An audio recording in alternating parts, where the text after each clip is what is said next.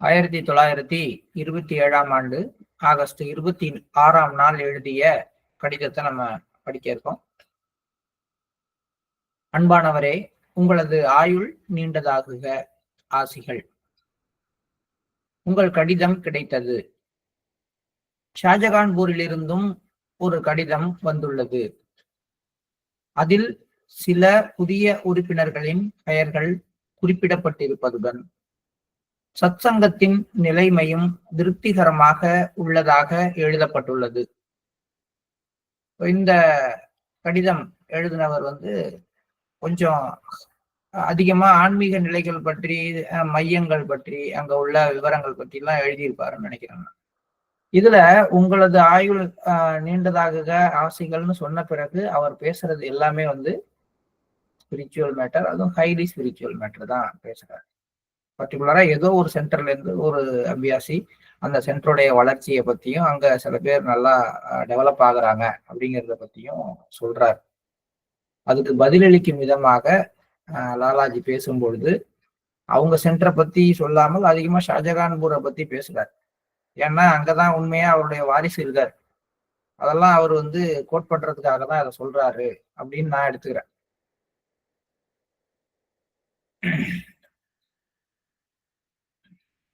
ஷாஜகான்பூரிலிருந்தும் ஒரு கடிதம் வந்துள்ளது. அதில் சில புதிய உறுப்பினர்களின் பெயர்கள் குறிப்பிடப்பட்டிருப்பதுடன் சத்சங்கத்தின் நிலைமையும் திருப்திகரமாக உள்ளதாக எழுதப்பட்டுள்ளது.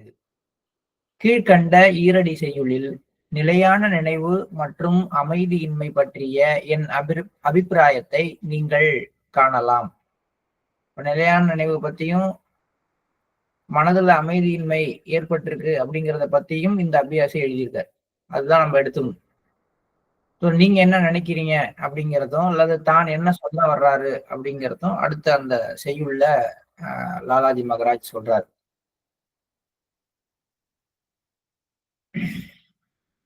அவர் இங்கே வந்ததில்லை என்பதையும் நான் அங்கே சென்றதில்லை என்பதையும் நான் அறிந்தபோது சுயம் இல்லை என்று மறுக்க என் இதயத்தை நான் வருத்துவதும் இல்லை அல்லது இருக்கிறது என்பதை உறுதி செய்ய முயற்சிப்பதும் இல்லை. இந்த மாதிரி பெரிய பெரிய இந்த மாதிரி கப்லெட்ஸ்ன்னு சொல்லக்கூடிய இந்த ஈரடி செயலுக்குலாம் அர்த்தங்கள் அப்படின்னா அது உள்ளுக்குள்ளார அவங்கவுங்க இன்டர்பிரட் பண்றதை பொறுத்தபடி எக்ஸ்பேண்ட் ஆகிட்டே போகும். எனக்கு தோணுன ஒரு சிம்பிளான எக்ஸ்பிளனேஷன் என்ன அப்படின்னா, ஒருத்தர் நிலையான நினைவுல இருக்கிறார் அப்படின்னா அவரை நான் மாஸ்டர் இப்ப வந்துட்டாரு, என் ஹார்ட்டுக்கு மாஸ்டர் வந்துட்டாரு அப்படின்னு நான் சொல்லவே முடியாது. ஏன்னா அவர் ஆல்ரெடி அங்கதான் இருக்கிறாரு. அதானே அர்த்தம்.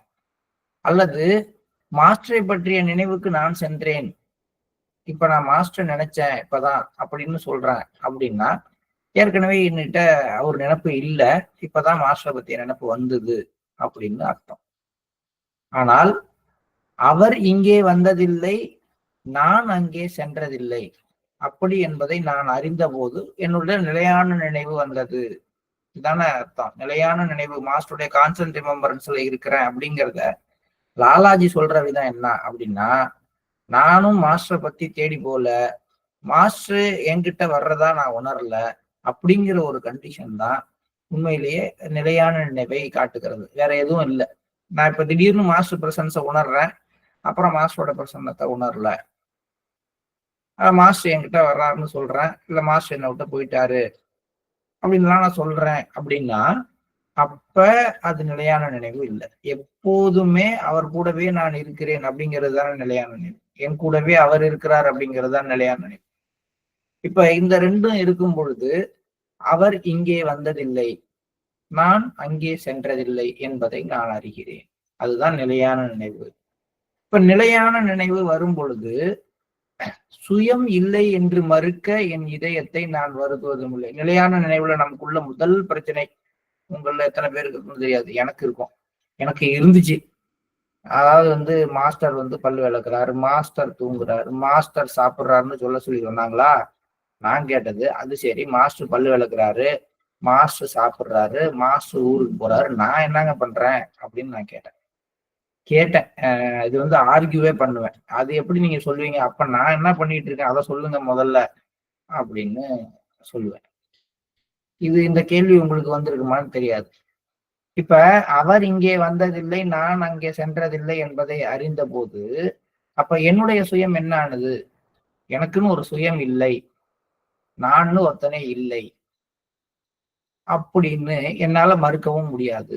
அப்படி மறுத்து விடு. நீ இல்ல அப்படின்னு எந்த விஷயத்தையும் நீ வந்து கஷ்டப்பட்டு நான் சொன்னதும் இல்லை. அப்படிலாம் கிடையாதுங்க. நானும் ஒருத்தன் இருக்கத்தானே செய்றேன் எப்படி இருந்தாலும். அப்படி என்று அதை உறுதி செய்ய முயற்சிப்பதும் இல்லை. இதுக்கான எந்த ஒரு நான் இருக்கிறேங்கிற ஃபீலிங்கோ, நான் இல்ல அப்படிங்கிற ஃபீலிங்கையோ நான் கொண்டு வர்றது இல்ல. சோ இது 2ம் இல்ல அப்படிங்கிறதும் நிலையான நினைவுக்கான அறிகுறி. அவர் அதான் சொல்றார். அவர் இங்கே வந்ததில்லை, நான் அங்கே சென்றதில்லை என்பதை அறிந்த போது, சுயம் இல்லை என்று மறுக்க என் இதயத்தை நான் வருத்துவதும் இல்லை, அல்லது இருக்கிறது என்பதை உறுதி செய்ய முயற்சிப்பதும் இல்லை. இந்த 2 வரி எதை சொல்றதுன்னா, இந்த 2ல தான் அமைதியின்மை ஒரு மனிதனுக்கு உருவாகுது. அதாவது இன்னும் நான் இருக்கிறேனே மாஸ்டர், நான்ற ஒரு அகங்காரம் இருக்குதே அப்படின்ற ஒரு எண்ணம் எனக்குள்ளார வந்ததுன்னா எனக்குள்ள ஒரு அமைதியின்மை வருது. இல்லைன்னா ஐயோ நான் இல்லாம போயிட்டேன்னா என்ன பண்றது, என்னுடைய அடையாளம் அழிந்து விட்டதுன்னா என்ன பண்றது அப்படின்னு நம்ம பயப்படும் பொழுது நம்முடைய அமைதியின்மை ஏற்படுகிறது. ஆக இப்ப இது 2க்கும் நான் எதுவும் செய்யல அப்படின்னா என்கிட்ட அமைதியின்மைக்கு வேலை கிடையாது, அமைதிக்கும் வேலை கிடையாது. என்னுடைய நிலையான நினைவையும் அமைதியின்மையையும் இந்த 2 வரிகள் உணர்த்துகின்றன அப்படின்னு லாலாஜி சொல்லிட்டு அந்த 2 வரியை சொல்றாரு. இது நீங்க படிக்க படிக்க யோசனை பண்ண இது நிறைய விஷயங்களை கொடுக்கும். சுருக்கமான விஷயம், நிலையான நினைவுல ஒருத்தர் இருக்கிறாரு அப்படின்னா அவர் தனியா மாஸ்டரை நினைக்க வேண்டியதும் இல்லை, அல்லது மாஸ்டரை வந்து அவர் நினைக்கணும் அப்படின்னு அவர் விரும்ப வேண்டியதும் இல்லை. இங்கே வந்ததில்லைன்னா ஹார்ட்டுக்கு வந்ததில்லை, மாஸ்டரை கொண்டாந்து ஹார்ட்ல வச்சுக்க. அப்ப இவ்வளவு நேரம் எங்க இருந்தாரு? நான் அங்கே சென்றதில்லை, இப்ப மாஸ்டர் என்னை பத்தி நினைக்கணும், மாஸ்டர்கிட்ட நான் இதெல்லாம் சொல்லணும், அந்த மாதிரி எண்ணம்லாம் எனக்கு வந்ததில்லை. இது 2ம் ஏற்படலை எனக்கு சுத்தமா கொஞ்ச நாளாக அப்படி என்பதை நான் அறிந்த போது எனக்கு வந்து ஒரு விஷயம், அதான் நிலையான நினைவு எனக்குள்ளார ஏற்பட்டு விட்டது என்பதை அறியும் பொழுது, என் இடத்தை மாஸ்டர் ஆக்கிரமித்து கொண்டார் என்பதை நான் அறியும் பொழுது, நான் இல்லாமல் போய்விட்டேன் என்று என் இதயத்திடம் சொல்லி அதை மறுக்கவும் நான் முயற்சிக்கவில்லை. மாஸ்டர் என் இதயத்தை ஆக்கிரமித்துக் கொண்டால் என்னுடைய இருப்பு எங்க போறது அப்படின்னு நான் அதை வந்து உறுதி செய்ய முயற்சி செய்யவும் இல்லை. இதுதான் என்னுடைய அமைதி மற்றும் அமைதியின்மைக்கு இடைப்பட்ட நிலை. கனிவும் தீவிர பரிதவிப்பும் கூடிய நீங்கள் அடைந்திருக்கும் தற்போதைய உங்கள் நிலை. அவர் எழுதியிருப்பார் அந்த லெட்டர்ல. இப்பொழுதெல்லாம் என்னுடைய இதயம் வந்து அன்பிலே கனிந்து தவிக்கிறது. இன்னொரு பக்கம் எனக்குள்ளார தீவிரமான பரிதவிப்பு ஏற்பட்டிருக்கிறது. சத்திய நிலைக்கான தீவிரமான பரிதவிப்பு ஏற்பட்டிருக்கு. ஒரு அபியாசி அவங்க கண்டிஷனா மாஸ்டர் லெட்டரா எழுதுறது பழக்கம்.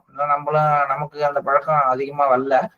நம்ம ஏதாவது கஷ்டம்னா, இல்லைன்னா கல்யாணம்னா, இல்லைன்னா இறப்புனா மட்டும்தான் மாஸ்டருக்கு மெயில் போட முயற்சி பண்றோம். ஆனா வந்து ஆன்மீக நிலைகளை பற்றி அவ்வப்போது மாஸ்டருக்கு மெயில் அனுப்பணும் அப்படிங்கிறது வந்து ரொம்ப முக்கியம். இந்த கடிதங்களுக்கு அடிப்படையில இது மாதிரி வந்து மாஸ்டர்ஸுக்கு நம்ம தொடர்ச்சியாக மெயில் அனுப்பிக்கிட்டே இருக்கணும் அப்படிங்கிறது அர்த்தம். இது உங்களுக்கு நிறைய பேருக்கு ஒரு பிரச்சனை உண்டு. என்ன பிரச்சனைனா, எனக்கு நான் என்ன நினைக்கிறேனோ அதை ஆங்கிலத்துல டைப் பண்ணி மாஸ்டருக்கு அனுப்ப தெரியாது. ஆனா ஆங்கிலத்துல டைப் பண்ணி நீங்க மாஸ்டருக்கு அனுப்ப வேண்டாம். 2 வரி. இது வந்து டியர் மாஸ்டர், எனக்கு for the past few days I feel these things அப்படிங்கிற 2 வரியை மட்டும் யார்கிட்டயா கேட்டு வாங்கிட்டு, நீங்க என்ன ஆன்மீக நிலைகளை உணர்கிறீங்களோ அதை உங்க லாங்குவேஜ்லயும் எழுதலாம். தமிழ்னா தமிழ்லயும் எழுதலாம். எழுதி போட்டோ எடுத்து அட்டாச் பண்ணி மாஸ்டருக்கு அனுப்பலாமே. ஏன்னா மாஸ்டருக்கு அவரு எந்த மெயிலையும் நேரடியாக அவர் படிக்கிறது இல்லை. பக்கத்துல உட்கார்ந்து அந்த மெயிலை செக்ரிகேட் பண்ணி வெவ்வேறு லாங்குவேஜ்ல வர்ற மெயிலை படிச்சு காட்டுறதுக்கு ஆள் இருக்கிறாங்க. அவரு அதுக்கு பதில் சொல்லுவாரு, அதை டைப் பண்ணி அனுப்புறாங்க. இப்படித்தானே செட்டப் இருக்கு. ஏன் நம்ம வந்து இப்ப நம்ம வாய்ஸ்ரியல் குரூப்ல எல்லாம் வந்து சில சகோதரர்கள் வந்து கையால எழுதி போஸ்ட் பண்றாங்க இல்லையா? அது மாதிரி நம்மளும் செய்யலாமே. நம்ம வந்து நம்மளுடைய ஆன்மீக நிலைகளை, நாம உணர்கின்ற விஷயங்களை தமிழ்லயே எழுதலாம். எழுதி அதை போட்டோ எடுத்து மெயில்ல அட்டாச் பண்றது எப்படின்னு கத்துக்கிட்டா போதும். இதை மட்டும் நம்ம செஞ்சுக்கிட்டே இருந்தோம்னா ஏதோ ஒரு விதத்துல மாஸ்டர்கிட்ட நம்ம தொடர்பு கொள்றதுக்கு அது உதவியாக இருந்துகிட்டே இருக்கு. சரி, இப்ப இந்த அபியாசி சொன்ன விஷயத்துக்கு லாலாஜி சொல்ற பதில், கனிவும் தீவிர பரிதவிப்பும் கூடிய நீங்கள் அடைந்திருக்கும் தற்போதைய உங்கள் நிலை நன்றி உணர்வு தெரிவிக்க தகுதியானது. கபில் ஏ சுக்கர் அப்படிங்கிறார். இந்த வார்த்தைகள்லாம் அப்பப்ப நம்ம பார்த்து வச்சுக்குவோம். உருதுல போய் தேடுவோம். நிறைய இந்த மாதிரி வார்த்தைகளும், அதுக்கப்புறம் இஸ்லாமிய சகோதரர்கள் அவங்களுக்கு வச்சிருக்க பேர்களுக்கும் நிறைய சம்பந்தம் இருக்கும். அதெல்லாம் நம்ம தேடினோம்னா தான் தெரியும். நன்றி உணர்வு தெரிவிக்க தகுதியானது அப்படின்னு சொல்றார். எதனா இந்த கனிவும் தீவிர பரிதவிப்பும் ஏற்படக்கூடிய நிலையை, அதில் சந்தேகமே வேண்டாம் அப்படின்னு சொல்லிட்டு, இங்குள்ள கூட்டம் அநேகமாக அத்தகையது இல்லை அப்படின்ட்டு ரொம்ப ஒரு முக்கியமான வார்த்தையை சொல்லிட்டார்.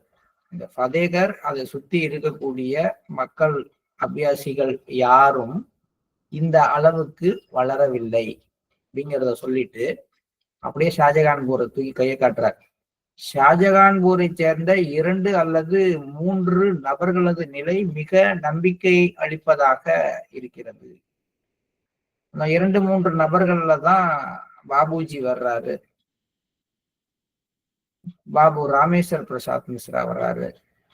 இவங்கெல்லாம் அந்த வகைரால வந்துடுறாங்க அந்த இடத்துக்குள்ளார்.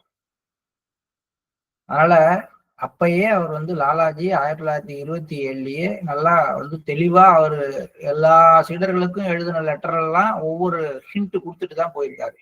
ஆனாலும் அவர்கள் எல்லாரும் பாபுஜியை ஏத்துக்கிறதுக்கு தயங்கினாங்க. இந்த லெட்டர்ஸ் எல்லாம் ஒவ்வொரு அபியாசிக்கு போயிருக்கதானே செய்யும் இந்த மாதிரி. அப்ப ஷாஜகான்பூர்ல யார சொல்லியிருப்பாரு பாபுஜி அப்படிங்கிறது அவங்களுக்கு தெரிஞ்சுதானே இருக்கும். இருந்தாலும் அவங்களால ஏற்றுக்கொள்ள முடியவில்லை. அதுதான் நம்முடைய மனதில் இருக்கக்கூடிய அந்த அகங்காரம், நம்முடைய சொந்த கருத்துக்களுக்கு நாம கொடுக்கிற முக்கியத்துவத்தினுடைய அடிப்படை. கீழே ஒரு வரி சொல்றாரு, ஒரு சிங்கம் தான் அவசியம், பல செம்மறி ஆடுகள் தேவையில்லை. இப்ப கூட கார்டியன்ஸ் ஆஃப் த சேக்ரெட்ல இந்த வார்த்தையை சொல்லி சிங்கத்தோட படத்தை போட்டு தாஜி சொல்லியிருக்காரு. இந்த வார்த்தையை லாலாஜி தான் முதல்ல யூஸ் பண்றாரு அவருடைய லெட்டர்ல. ஒரு சிங்கம் தான் அவசியம், பல செம்மறி ஆடுகள் தேவையில்லை. கடினமான அல்லது எளிதான எந்த ஒரு வேலை உங்கள் முன் வந்தாலும், அடுத்து அவருக்கு ஒரு டெக்னிக் சொல்றாரு. அதாவது கனிவும் தீவிர பரிதவிப்பும் ஏற்படுகின்ற ஒரு அபியாசிக்கு லாலாஜி சொல்ற ஒரு முக்கியமான டெக்னிக் இது. நம்மளுடைய ஆன்மீக நிலைகள்லயும் இது வரும் பொழுது இந்த உத்தியை நம்ம கடைபிடிக்கணும். அதான் ரொம்ப முக்கியம். அப்ப என்னன்னா, அந்த மாதிரி ஒரு நிலைமை வந்தால் முதல்ல நீங்கள் கிரேட்ஃபுல்னஸ், அதாவது கடவுளுக்கு நன்றி தெரிவியுங்கள். அதுக்கு பதிலா என்கிட்ட இப்ப தீவிரமான பரிதவிப்பு வந்திருக்கு, சத்திய நிலைக்கு என்ன மாதிரி ஏங்குறவங்க யார் இருக்கா, இந்த மக்களுக்கு எல்லாம் இந்த தவிப்பு இல்லையே, நான் மட்டும்தானே தவிக்கிறேன்னு நினைச்சீங்கன்னா அது அகங்காரம். ஆனா அதுக்கு பதிலாக இந்த மாதிரி ஒரு தீவிரமான பரிதவிப்பு நிலை உங்களுடைய கருணையினால, உங்களுடைய அருகாமையினால எனக்குள்ளார தூண்டப்பட்டிருக்குன்னு கடவுளை பிரார்த்தனை பண்ணா, மாஸ்டர் பிரார்த்தனை பண்ணா, அது நன்றி உணர்வு தெரிவிக்கிறது. எப்பெல்லாம் ஒரு இதயம் கணிகிறதோ, எப்பெல்லாம் ஒருவர் கண்கள்ல தண்ணீர் எந்த விதமான ஒரு முயற்சியும் இல்லாமல் கொட்டுதோ, அந்த மாதிரி நேரங்கள்ல, இதயம் இழகிற நேரங்கள்ல, அதே மாதிரி மிக தீவிரமாக ஆன்மீக நிலைக்காக, சத்திய நிலைக்காக, மாஸ்டருடைய அருகாமைக்காக இதயத்துல பரிதவிப்பு தூண்டப்படும் பொழுது, அந்த பரிதவிப்பு உணர்வை தூண்டியதற்காகவே நாம் மாஸ்டருக்கு நன்றி உணர்வோடு இருக்க வேண்டும். இது ஒரு விஷயம். இன்னொன்னு, அந்த மாதிரி காலகட்டங்கள்ல நீங்கள் செய்ய வேண்டிய முக்கியமான ஒரு நிலைமை என்னன்னா, கடினமான அல்லது எளிதான எந்த ஒரு வேலை உங்கள் முன் வந்தாலும் அது வரும்பொழுது நம் பெரியவர்கள் மூலமாக கடவுள் இந்த வேலையை முடித்திடுவார் என்ற எண்ணத்தை கொண்டிருங்கள். அனைத்து நமது பணிகளிலும் நமக்கு உதவி செய்து கொண்டிருக்கும் அவர் நம்மை கவனித்துக் கொண்டும் நமக்காக கவலைப்பட்டு கொண்டும் இருக்கிறார். நான் பொறுப்பை ஏற்றுக்கொண்டு விட்டேன். இங்கு ஒவ்வொருவரும் நலம். அனைவருக்கும் மரியாதைகள். அனைவருக்கும் ஆசிகள். எல்லா விஷயத்தையும் இதுக்குள்ளார ரொம்ப சுருக்கமா சொல்லிட்டார். நம்ம எப்பயுமே வந்து ரொம்ப ரொம்ப கஷ்டமான வேலையா இருந்தாதான் மாஸ்டர் இதை எப்படியாவது முடிச்சிருங்க மாஸ்டர், நான் எப்படி முடிக்க போறேன் அவங்கள எல்லாமே, அப்படித்தான் நம்ம நினைப்போம். சாதாரண வேலையெல்லாம் இதெல்லாம் என்னங்க அப்படியே ஊதி தள்ளிடுவேன், இதெல்லாம் எனக்கு சர்வ சாதாரணம் அப்படின்னு சொல்லுவோம். இரண்டுலயுமே பாத்தீங்கன்னா எந்த இடத்துலயும் அந்த நம்மை விட அந்த உன்னதமான சூட்சுமமான அந்த சக்தியை செயல்பட நம்ம அனுமதிக்கிறதே இல்லை. ஆக அன்றாடம் செய்யற சமையல் மாதிரி ஒரு சாதாரண விஷயமா இருந்தாலும் சரி, பெரிய ஒரு கல்யாணத்தை நடத்தி வைக்கிற மாதிரி ஒரு கடுமையான விஷயமாக இருந்தாலும் சரி, கடினமான அல்லது எளிதான எந்த ஒரு வேலை உங்கள் முன் வந்தாலும் அது வரும்போது நம்முடைய பெரியவர்கள் மூலமாக, அதாவது அவர் நேரடியா மாஸ்டர் முடிப்பாரு அப்படின்னு அவரே எப்படி சொல்லிக்க முடியும்? அதனால அவர் ஒரு வார்த்தையை போடுறார், மாஸ்டர் மூலமாக இந்த வேலையை கடவுள் முடித்து விடுவார் என்ற எண்ணத்தை முதலில் கொண்டிருங்கள். வில்லேஜ் கனெக்ட்னு ஒண்ணு சொல்லிட்டாங்க, எனக்கு கண்ணுக்கே தெரியாத 4-5 கிராமத்தை கொடுத்துட்டாங்க, என்னால அங்க என்ன செய்ய முடியும்? அப்படிலாம் கிடையாது. நம்ம ஒரு பிரேயரை சொல்லி நம்ம ஏதோ ஒரு விதத்துல நமக்கு தெரிஞ்ச விதத்துல ஒரு வேலையை ஆரம்பிக்கிறோம். இந்த வேலையை மாஸ்டருடைய சங்கல்பம் முடித்து வைக்கும். அவர் அதற்கான சூழ்நிலையை ஏற்படுத்தி அந்த பகுதியில் இருக்கிற மக்களை விழிப்புணர்வு ஊட்டச் செய்வார் அப்படின்ற ஒரு நம்பிக்கை வர வேண்டும். அப்ப இது வந்து கடினமான வேலையில தான் இல்லை, எளிதான வேலையிலும் கூட காலம்பரை எந்திரிச்சு இன்றைய அன்றாட பணிகளை தொடங்கும் பொழுது கூட இந்த நாளை வந்து மாஸ்டர் மிக சிறப்பாக முடித்து கொடுப்பார். கடவுள் இந்த வேலையை முடித்திடுவார். அவருடைய உதவியினால இன்றைய நாள் நான் மிக சிறப்பாக என்னால நடத்தப்படும் அப்படின்ற ஒரு எண்ணத்தை கொண்டிருங்கள் அப்படிங்கிறார். அப்ப ஒவ்வொரு விஷயமும் அது எளிதானதோ கடினமானதோ அது வரும் பொழுது பெரியவர்கள் மூலமாக கடவுள் இந்த வேலையை முடித்திடுவார் என்ற எண்ணத்தை ஏற்படுத்திக் கொள்ளுங்கள். இந்த வார்த்தை வந்து நமக்கு ஒரு கிஸ்ட். இது வந்து செஞ்சு பார்க்கலாம். எப்பயுமே எல்லா நாட்கள்லையும் செய்யலாம், அல்லது இன்னைக்கு மட்டுமோ நாளைக்கு மட்டுமோ கூட செய்து பார்க்கலாம். ஏன் அப்படி சொல்றாரு அப்படின்னா, நமது அனைத்து பணிகளிலும் நமக்கு உதவி செய்து கொண்டிருக்கும் அவர் நம்மை கவனித்துக் கொண்டும் நமக்காக கவலைப்பட்டு கொண்டும் இருக்கிறார். இதை நம்ம உணரணும், அல்லது இது நம்ம உணர்வு நிலையில எங்கேயாவது ஒட்டிக்கிட்டு இருக்கணும். மாஸ்டர் நம்ம எப்போதும் கவனித்துக் கொண்டிருக்கிறார். கவனித்துக் கொண்டு மட்டுமல்ல, நம்முடைய உலகியல் வாழ்க்கைக்காகவும் நம்முடைய ஆன்மீக வாழ்க்கைக்காகவும் ஒருவர் நமக்குள்ளார இருந்து கவலைப்பட்டு கொண்டிருக்கிறார். இது வந்து லாலாஜி கொடுக்கிற அஃபர்மேஷன், ஒரு உறுதிப்பாடு. இது உண்மையா நடக்குதுப்பா அப்படிங்கிறார். ஏன்னா ஒரு சீடருக்குள்ளார தன்னுடைய சூட்சும சரீரத்தை அனுப்பி அந்த சீடரை வந்து கண்காணித்து கொண்டிருக்கிறது தான் தான் அப்படிங்கிறத அவர் 1944 விஸ்பர்ஸ்ல வெளிப்படுத்துறாரு பாபுஜி.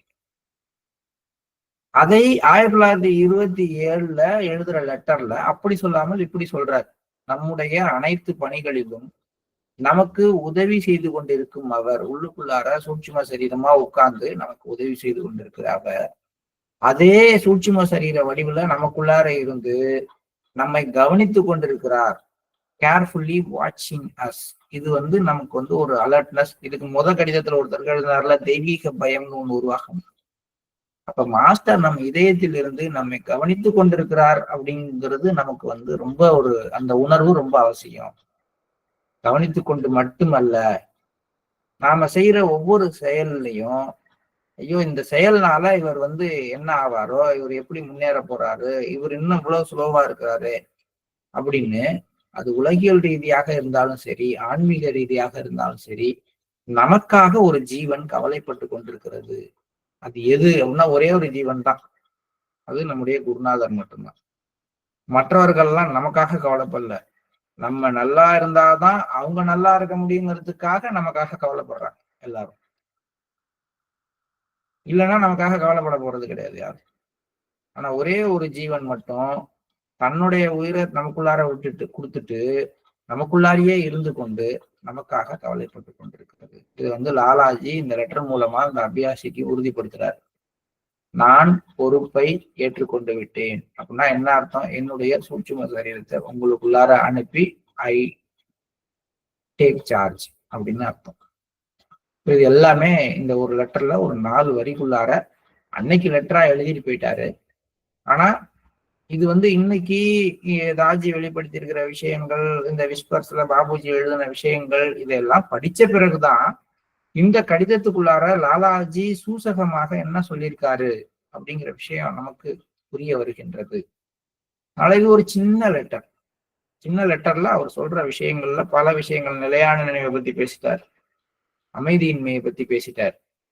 அதுக்கப்புறம் தன்னுடைய ஒரு தீவிரத்தன்மை, கனிவு இதெல்லாம் ஒரு அபியாசிக்கு வரும் பொழுது அவர் எப்படி அதுக்கு ரியாக்ட் பண்ணணும் அப்படிங்கிறத சொல்லிட்டார். அந்த மாதிரி ஒரு கண்டிஷன் வரக்கூடிய நிலையில இருக்கிற அபியாசி, அதை அனுபவித்துக் கொண்டிருக்கின்ற அபியாசி என்ன மாதிரி மனப்பான்மையோடு உலக வாழ்க்கையை அணுகணுங்கிறதையும் சொல்லிட்டார். அந்த கனிவும் தீவிர பரிதவிப்பும் இருப்பதற்காக கடவுளுக்கு நன்றி செலுத்தணும். இது ஒரு முக்கியமான விஷயமா சொல்றாரு. அதுக்கப்புறம் அந்த காலகட்டங்கள்லயாவது குறைஞ்சபட்சம் எந்த ஒரு வேலை வந்தாலும் அந்த வேலையை பத்தி இப்ப ஒண்ணும் கிடையாது, ஒரு ஹெச்எஃப்என் போயிட்டு அரேஞ்ச் பண்ணுங்க அப்படின்னு சொன்னா, என்னங்க சூழ்நிலையே சரியா இல்லை, நாளைக்கு மழை வந்தா என்ன பண்றது, சாமியானா போட சொல்றாங்க, அங்க போய் நின்னா யாருமே வரல, ஒரு சேர் எடுத்து போட கூட ஆள் இல்லைன்னா நான் ஒண்டியா எப்படி செய்வேன், இதெல்லாம் இருக்கலாம்.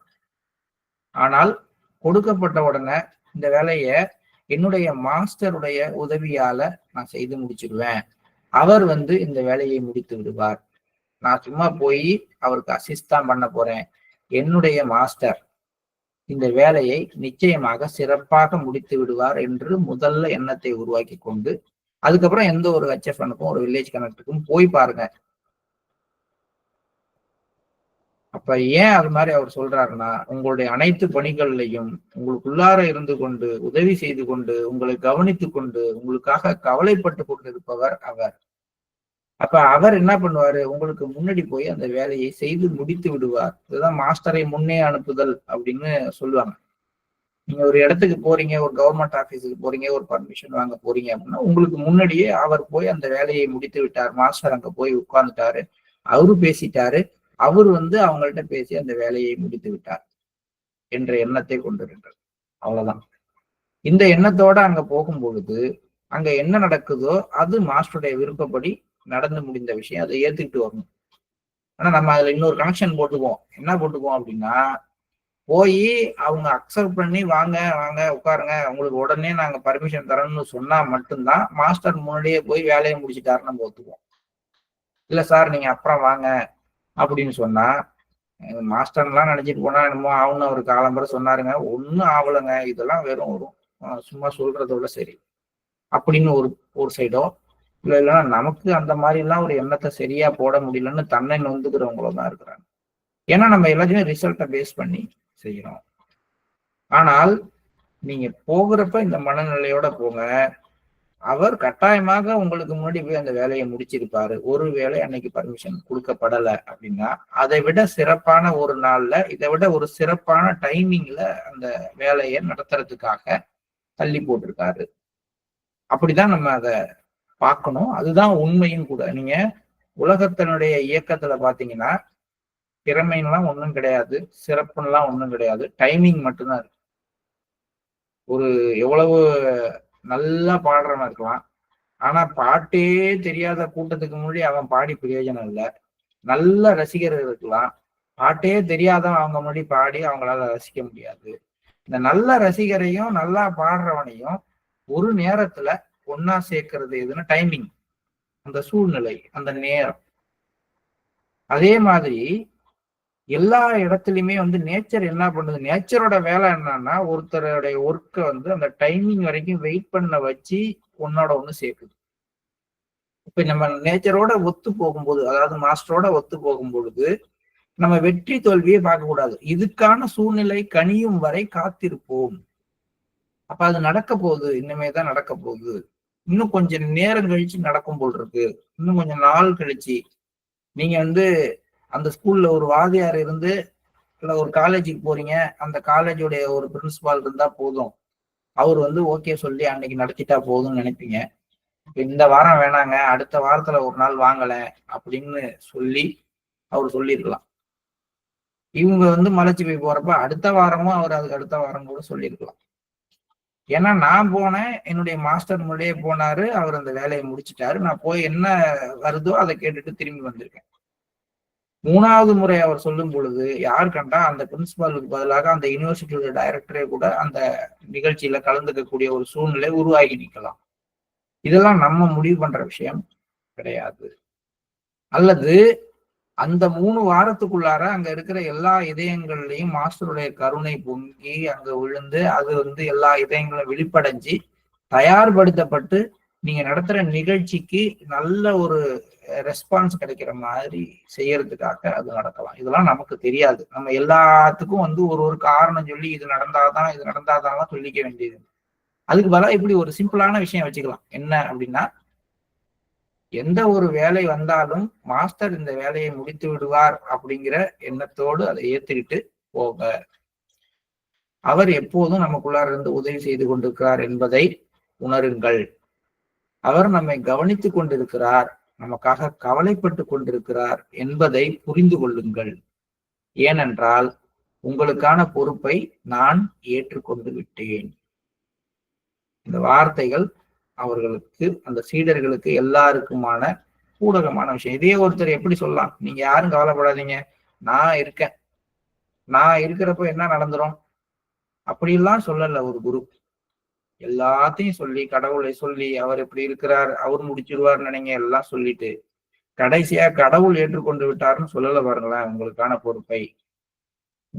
பொறுப்பை நான் ஏற்றுக்கொண்டு விட்டேன் அப்படிங்கிறார். எவ்வளவு அழகா லாலாஜி அந்த வார்த்தைகளை போடுறாரு. எப்படி நம்ம பேசணும் அப்படிங்கிறதையும் பார்த்துக்கணும். ஆக வெளியில வெளிப்படுத்தும் பொழுது மாஸ்டரை வெளிப்படுத்த வேண்டும். ஆனால் பொறுப்புன்னு வரும் பொழுது அந்த பொறுப்பை நான் ஏற்றுக்கொள்ள வேணும். அதுக்கு சரியா இருக்கணும்.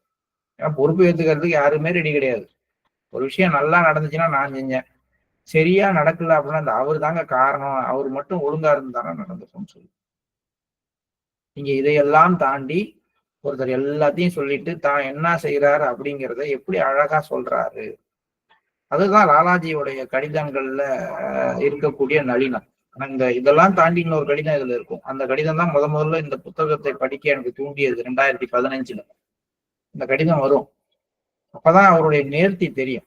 இல்ல இது வரைக்கும் படிக்கிற எல்லா கடிதங்கள்லயுமே ஒரு குருநாதர் எப்படி ஒரு எழுத்துப்பூர்வமாக தன்னை வெளிப்படுத்துறாரு, அதுல எங்கெல்லாம் வந்து ஒரு சூட்சுமமான விஷயங்கள் இருக்குதுங்கிறது தெரிஞ்சுக்கிட்டுதான் வருது சொல்லறேன். இது ஒரு அற்புதமான கடிதம். இன்னைக்கு காலையில இந்த கடிதத்தை படிக்கிற ஒரு வாய்ப்பை நமக்கு கொடுத்த மாஸ்டருக்கு நன்றி சொல்லி நம்ம இன்னைக்கு காலை நேர தியானத்திற்கு சொல்லுவோம்.